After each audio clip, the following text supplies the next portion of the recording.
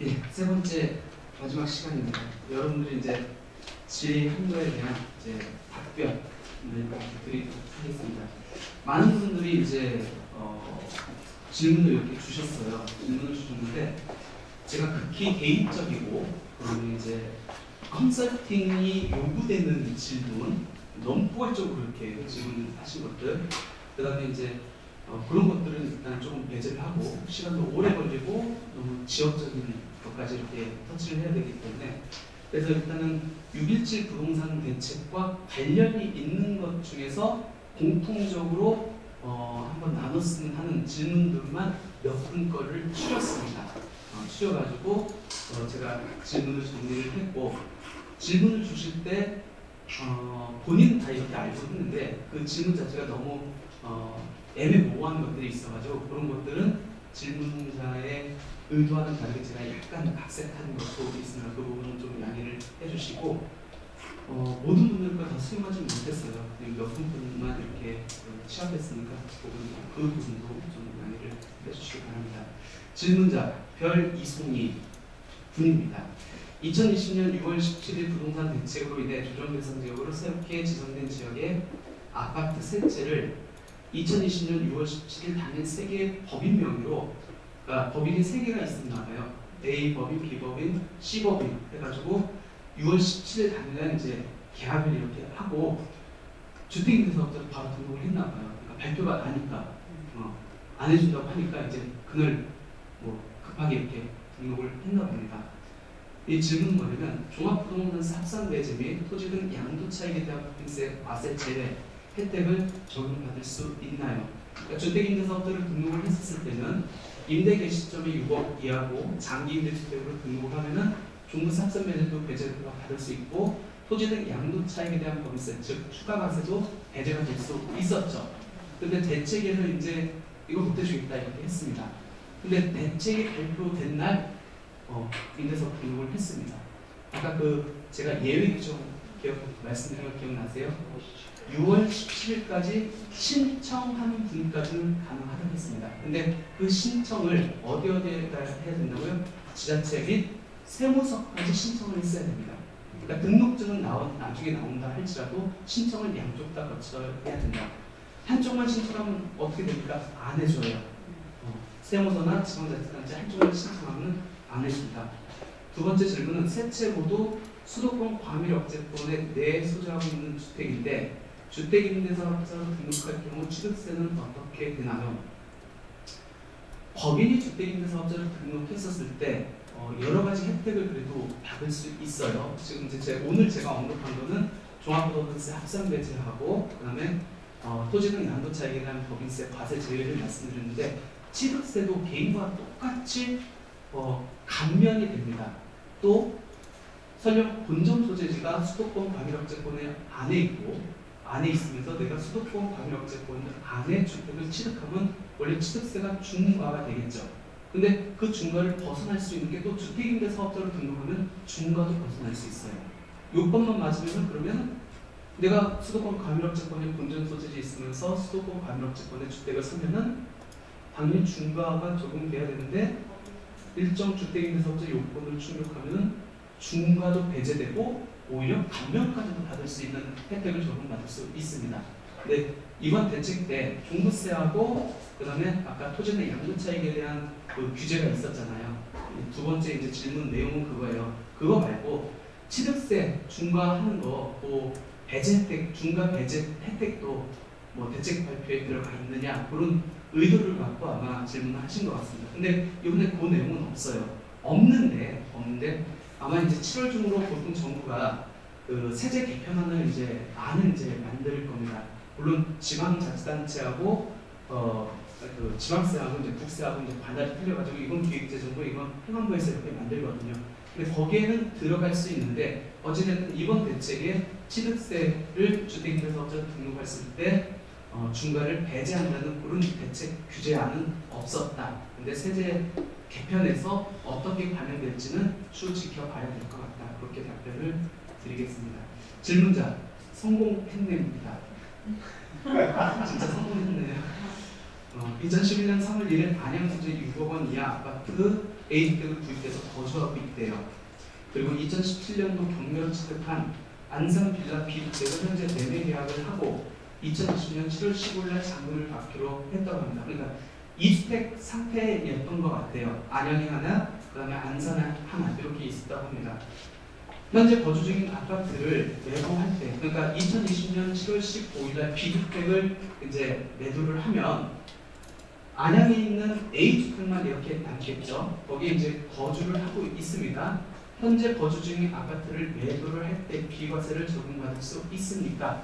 답이 어떻게 될까요? 일단 비과세를 적용받으려면은 1세대가 1주택을 2년 이상 보유, 2017년 8월 3일 이후에 조정 대상 지역은 2년 거주 요건을 충족을 해야 됩니다.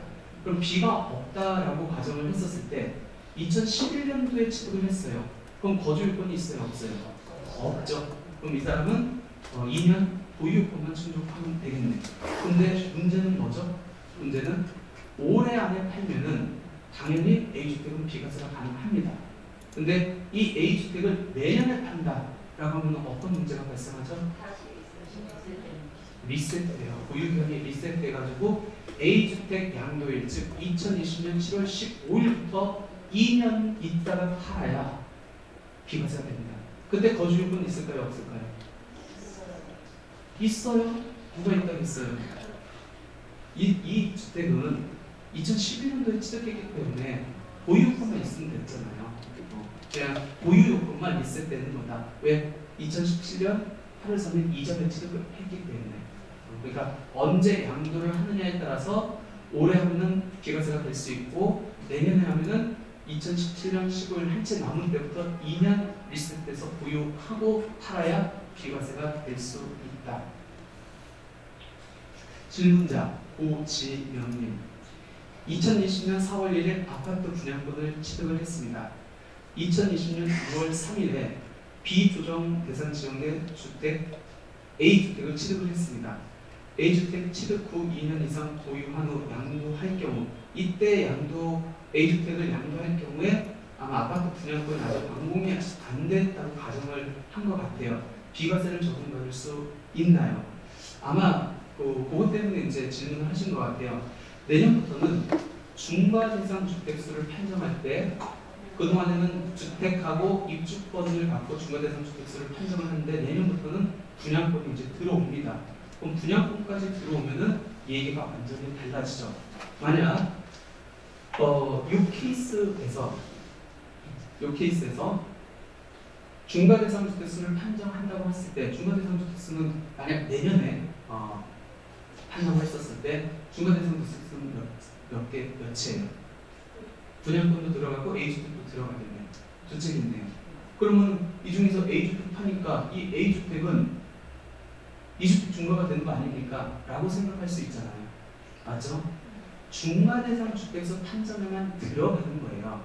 근데 아파트 분양권은 부동산에 대한 권리죠. 권리가 하나 있어요. 그 다음에 A주택이 있습니다. 이 A주택은 비조정 대상 지역에 있었습니다. 비조정 대상 지역에 있으면은 이 A주택은 몇 년 보유하면은 비과세가 되죠?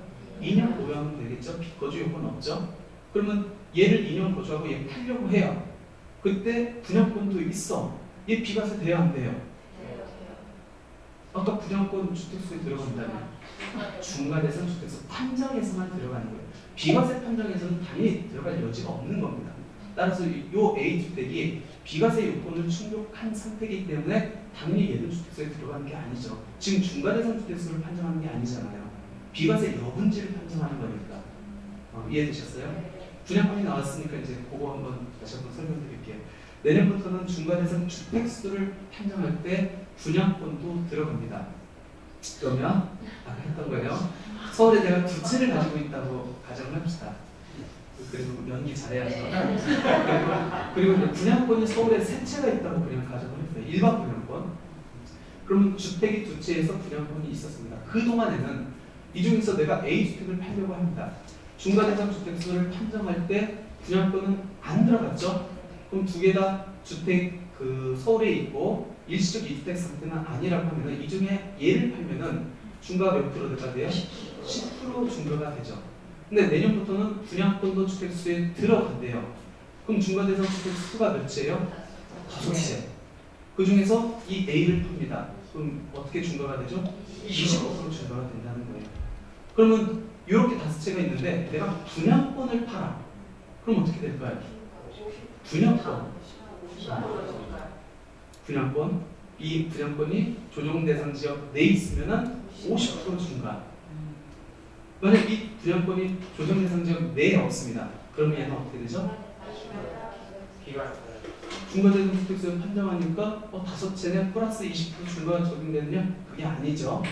그 분양권은 부동산에 대한 권리이기 때문에 얘는 조정 대상 지역 내에 없다 하면 일반 세율, 즉 1년 내 보유했으면 50, 1년에서 2년이면 40, 2년이 추가됐으면 일반 세율이 적용되는 겁니다.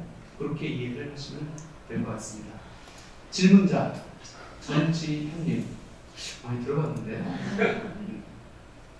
첫 번째는 개인 명의로 임대사업자로 등록한 주택을 법인이 매수 가능하나요? 지금 개인 명의로 이제 주택임대사업자로 등록을 했는데 요거를 이제 법인으로 넘기려고 하는 거예요. 그럼 어떤 문제가 있을까요? 개인 입장에서 먼저 8년 장기임대주택으로 등록을 했습니다. 3년 지났어요. 그 주택은 법인한테 넘깁니다. 그러면 매매하는 꼴이겠죠? 그러면 그냥 매매하면 어떤 문제가 발생하죠? 과태료 문제가 있죠. 왜? 의무임대기간을 충족하지 않았기 때문에 한 채당 얼마? 3천만 원. 그럼 의무임대기간을 충족하지 않은 상태에서 임대주택을 양도했는데 과태료가 없이 넘길 수 있다. 어떤 방법이 있죠? 포괄 양도로 하면 됩니다. 포괄 양도 양수. 즉 어떤 거죠? 임대사업자의 지위를 임대사업자로 등록해가지고 그대로 넘기면 돼요. 그러면 법인 입장에서도 임대사업자 등록을 하고 이걸 받으면은 3년, 아까 8년으로 등록했다 3년 있다 넘깁니다. 그러면 의무임대기간을 충족하지 않았다 할지라도 이 개인은 과태료 3천만 원 없고, 그리고 이 법인에서 이제 양수한 법인은 몇 년을 더 의무임대기간을 충족하면은 8년의 의무임대기간을 다 끝나는 거죠. 5년. 왜? 포괄 양도 양수니까 양도한 사람의 의무임대기간을 그대로 승계를 한다.